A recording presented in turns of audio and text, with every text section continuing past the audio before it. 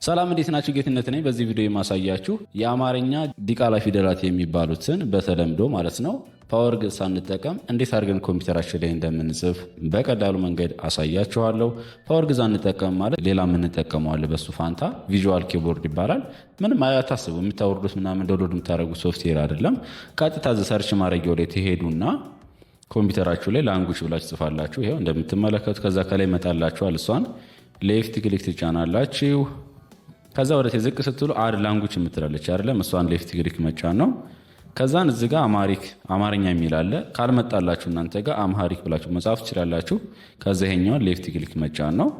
ከዛ ስትጫኑት ይሄ ይመጣላችኋል። ከታያላችሁ ኔክስት የምትለዋን ሌፍት ክሊክ እንጫናለን። ትንሽ እንጠብቃታለን እስቲ። ከዛም በኋላ ኢንስታል የምትለዋን ሌፍት ክሊክ መጫን ነው። ኢንስታል እስከሚያደርግልን ድረስ እንታገሳለን ማለት ነው። ቤተሰብ መጀመሪያው ዳውንሎድ ያደርገዋል።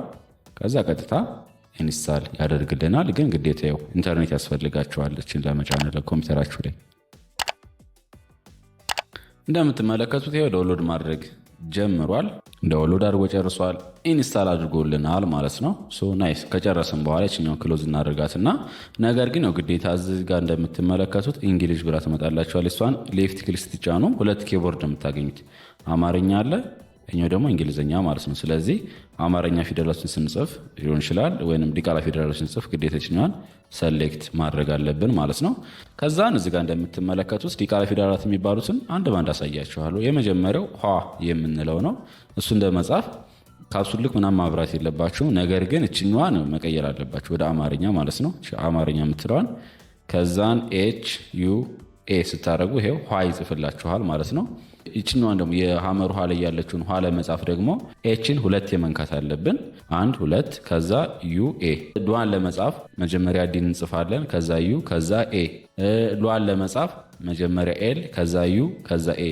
ሟ ለመጻፍ መጀመሪያ ኤም ከዛ ዩ ከዛ ኤ።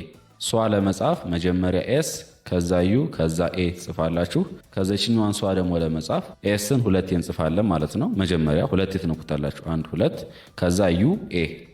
ሯ ለመጻፍ መጀመሪያ አር ከዛ ዩ ከዛ ኤ ጽፋላችሁ። ሿን ለመጻፍ ምን እናደርጋለን? መጀመሪያ ኮምፒውተር ኪቦርዳችሁ ላይ ካፕሱልክ ታበራላችሁ። ከዛ ካበራችሁ በኋላ ኤስን ጽፏታላችሁ ማለት ነው። ከዛ ታጠፋላችሁ። እሺ የምትል ከጻፈችላችሁ በኋላ ካፕሱልክን ታጠፉና ዩ ኤ ሿ ጻፈልን። ቫን ለመጻፍ መጀመሪያ ቪ ከዛ ዩ ከዛ ኤ። ቧ ለመጻፍ መጀመሪያ ቢ ከዛ ዩ ከዛ ኤ። ቀላል ነው። ቷን ለመጻፍ መጀመሪያ ቲ ከዛ ዩ ከዛ ኤ። ቿን ለመጻፍ መጀመሪያ ሲ ከዛ ዩ ከዛ ኤ። ኗን ለመጻፍ መጀመሪያ ኤን ከዛ ዩ ከዛን ኤ። ኟ ለመጻፍ መጀመሪያ ጂ ከዛ ኤን ከዛ ዩ ከዛ ኤ ኗ ይጽፍልናል። ኳ ለመጻፍ መጀመሪያ ኬ ከዛ ዩ ከዛን ኤ።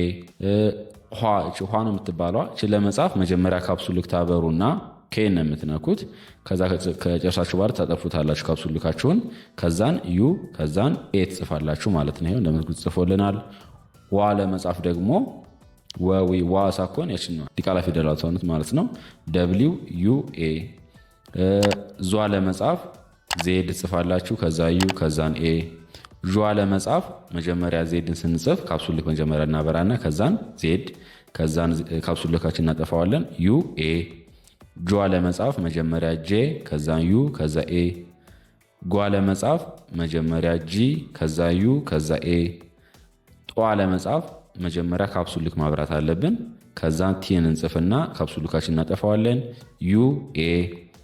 ጯ ለመጻፍ መጀመሪያ ካፕሱልክ እናበራና ሲን እንጫነዋለን። ከዛ ካፕሱልካችን እናጠፋና ዩ ኤ። ጿ ለመጻፍ መጀመሪያ ቲ እንጽፍና ኤስ ዩ ኤ። ፏ ለመጻፍ መጀመሪያ ፒ ከዛ ዩ ከዛ ኤ።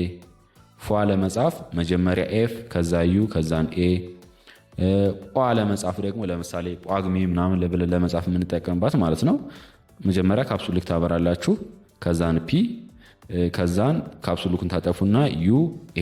በነገራችን ላይ ከሀስከፈ የምትፈልጉ ከሆነ እዚጋ የሰራሁት ቪዲዮ አለ። ከ2 ወር ነው የሞላው 3600 ምናምን ተመልካች አለው። እዚጋ ማየት ትችላላችሁ ማለት ነው። ወይንም የማታገኙት ከሆነ ዲስክሪፕሽን ቦክስ ላይ አስቀምጥላችኋለሁ፣ ከታይ መመልከት ትችላላችሁ። ቪዲዮን ከወደዳችሁት ግን ላይክ አድርጉት። እንዲሁም ለቻናሉ አዲስ ከሆናችሁ ፕሊዝ ሰብስክራይብ በማድረግ አበረታቱኝ። አመሰግናለሁ ስለተከታተላችሁኝ። ጉድባይ